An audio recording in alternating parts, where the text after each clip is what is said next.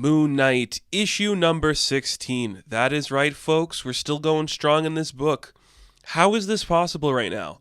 How is Moon Knight selling so well? How is this book continuing to impress me on every turn? I don't understand.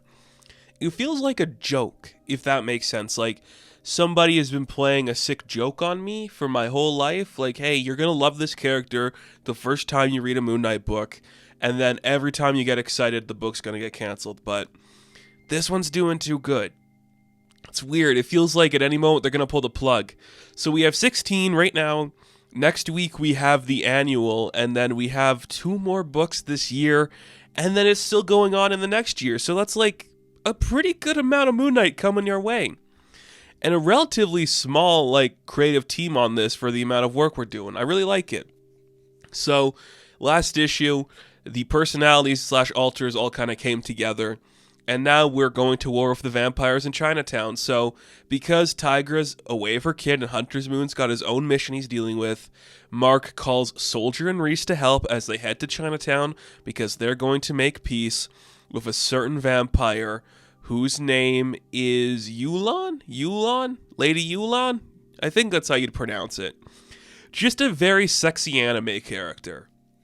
And I can't complain that. You know, we could do an entire study about, like, the main comic books at, like, Marvel and DC right now and the influence that anime has had over them, because the generation that's writing these comics is huge in anime. But if you're giving me, a centuries-old sexy vampire lady who's running in Chinatown, how am I going to complain about that? I can't complain about that. It works really cool. I like it. So Mark wants to set up a meeting to talk with her. Meanwhile, as he's doing that, we are intercutting with footage. I say footage. We're intercutting with, like, panels of Hunter's Moon fighting Grand Mal and Namine. And I don't really think we need to focus on that story too much. We'll come back around to the end, but just know, as we are seeing, like, this conversation, the action is being depicted with Hunter's Moon. One of the best new additions to the Marvel Pantheon, if you ask me.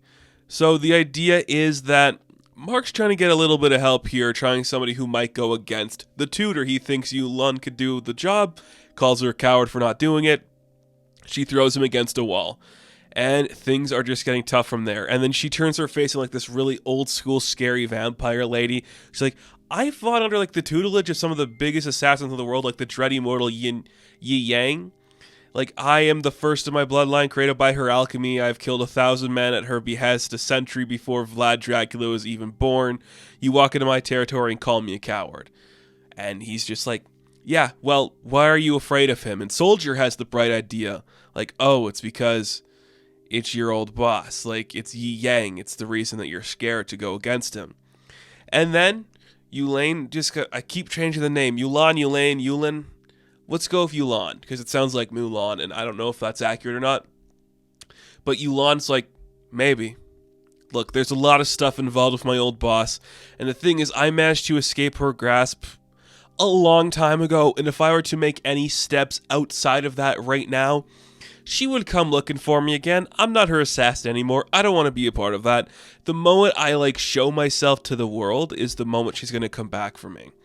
And I can't do that. I don't think it's worth the risk. And you know, I don't have any beef with the guy. He stays out of Chinatown. We're all doing good there. Everything's working fine. But the thing is, he wants to come to you. He wants to fight you, Mr. Knight, because you are out there making new vampires. Like, what? This has to do with Reese, like, accidentally making Soldier a vampire when she was shot by Zodiac? That's what this is all about? And as we're cutting with that, again, Hunter's Moon is in the process of fighting Grand Mal and Namine, and then a couple dozen vampires show up. So, you know, situations are getting out of hand for Dr. Badir over there. It's getting a little bit intense. And then you just see, like, Yulon's like, okay, well, sure. You've made new vampires, maybe that's not the threat, but he's making a bid for international recognition, meaning he wants to become one of the top tier vampire guys in the world, because you can spend as long as you want playing the vampire game. It's pretty much a waiting game. It could take a decade, it could take a century. He wants to be one of the recognized vampires at the top. He wants to have alliances and treaties across all of the nations. He even wants to make a play for the vampire nation of Chernobyl. He wants to come for Big Drac himself. The tutor wants to be the top dog in the vampire world. If he's going to get there, who's to say? He doesn't like the idea of somebody not under his domain making vampires like you are, Mr. Knight. So if you're going to do that, that's dumb. Don't do that. See, I stay in my lane, he stays in his. We're all good for it.